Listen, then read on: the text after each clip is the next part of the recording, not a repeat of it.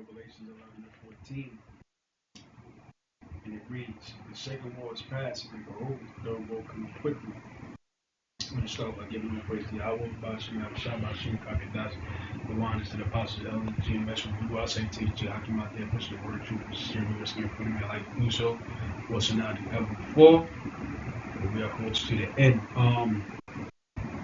You know, as you can tell from the news, man, the news is popping off again. We kind of been in the ceasefire for the past 2 months, I believe, something like that, for a little while. But the war's back on, man. And this is gonna lead to World War III. We say it all the time, right? We say it all the time. Nations are gonna get dragged in this war. The Strait of Hormuz is still not open. You got plenty of nations that's going through an oil crisis right now. So, things are only gonna get worse. Before I get that, yeah. So it says Iran war live. U.S. launches attacks on multiple Iranian targets. Yeah, man. So the United States, man, just fired. Can you turn this down? The United States just sent missile strikes on Iran, and they said it was because Iranian drone blew out a Apache helicopter, which we believe is a false flag because they're saying that the people in the helicopter got ejected. I don't know how you can eject somebody from a helicopter when helicopters don't have ejector seats. This is not like a fighter jet.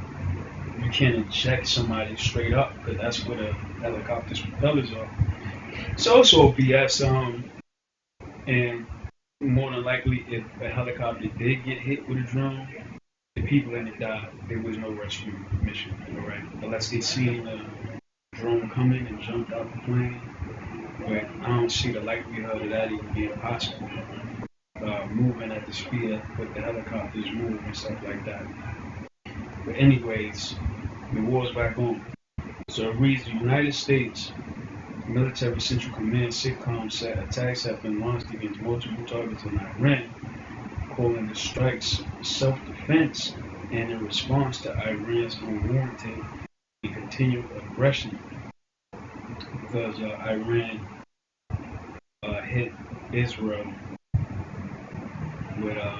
with missiles because Israel kept attacking Lebanon. And Iran told Israel, stop attacking Lebanon. If you continuously attack Lebanon, we're going to go on full-scale war against you. And that's exactly what they did. It says Iranian media reports the sound of explosions in several locations, including the port city of Bandar Abbas, Qam's Island, Wesh Island, and the southern towns of Sirak and Manal. It said air defenses were also targeted in western Tehran, according to reports. And it says, and I guess this is just, what's going on right now. So it says, U.S. strikes Iran in retaliation for Apache shoot down. Right. And if you notice, man, Trump was at the Knicks game.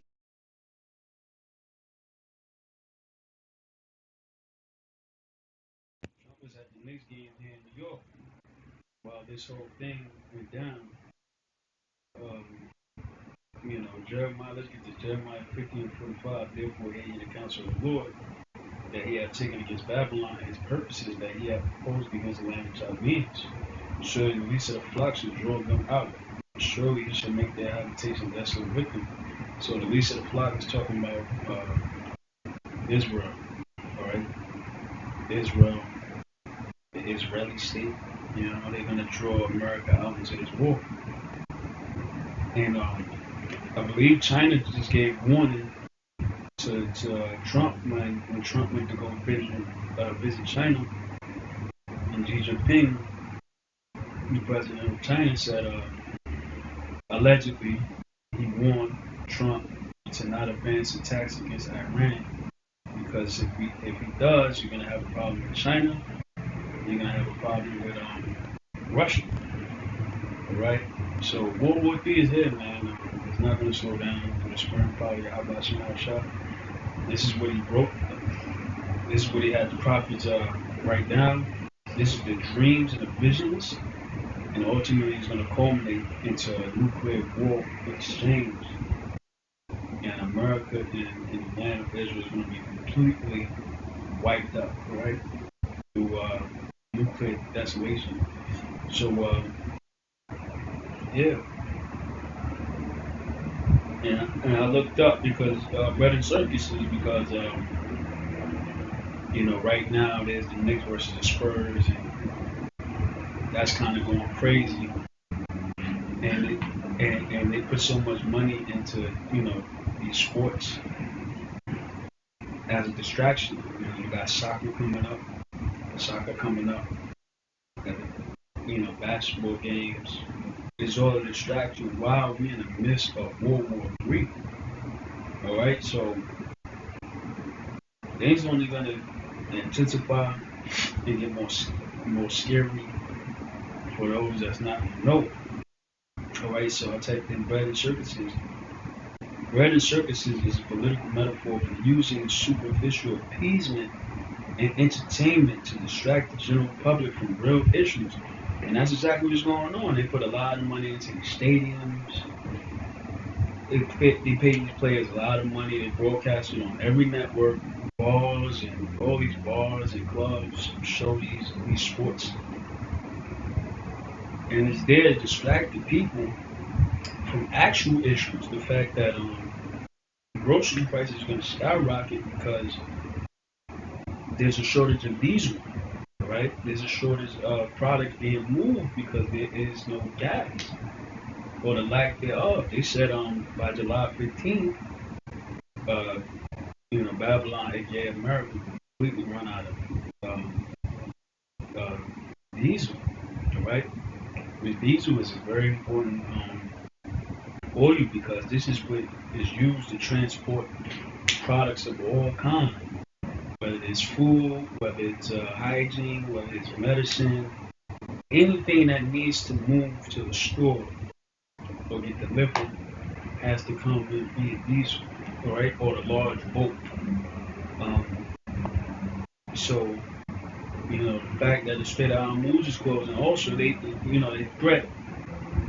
Iran threat to cut off the Strait of Malacca, which is in the Red Sea, which is going to cut off another 20%, totaling up to 40% of all oil getting shut off of the market, man. That's going to lead to a whole bunch of things, man, like famines, right? So while this is going on, a war is going on, they got the bread and circuses, man, to distract the general public from real issues. And a lot of people are distracted.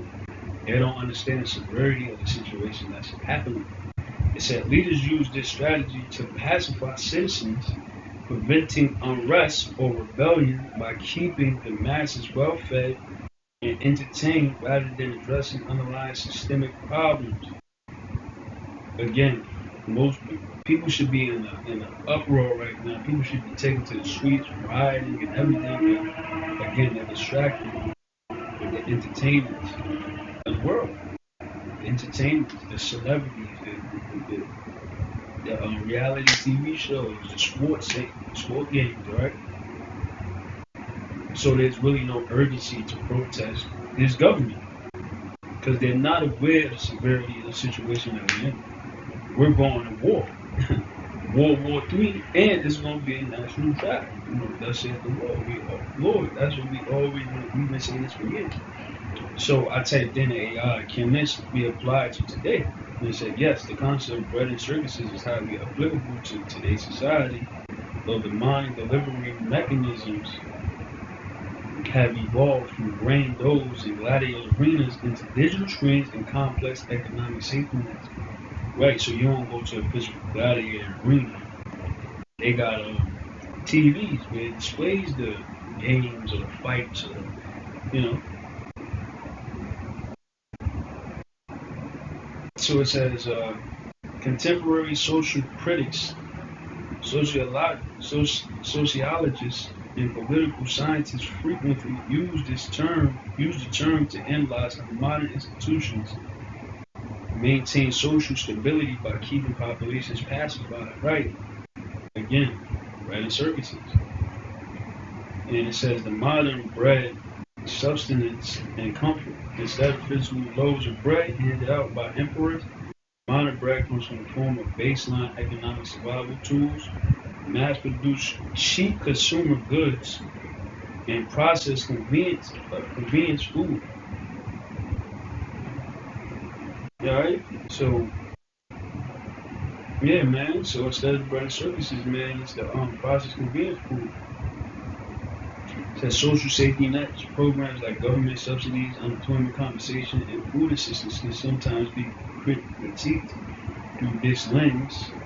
While designed to address systemic poverty, political cynics argue they are funded just enough to prevent the severe, widespread desperation that triggers full-scale civil unrest.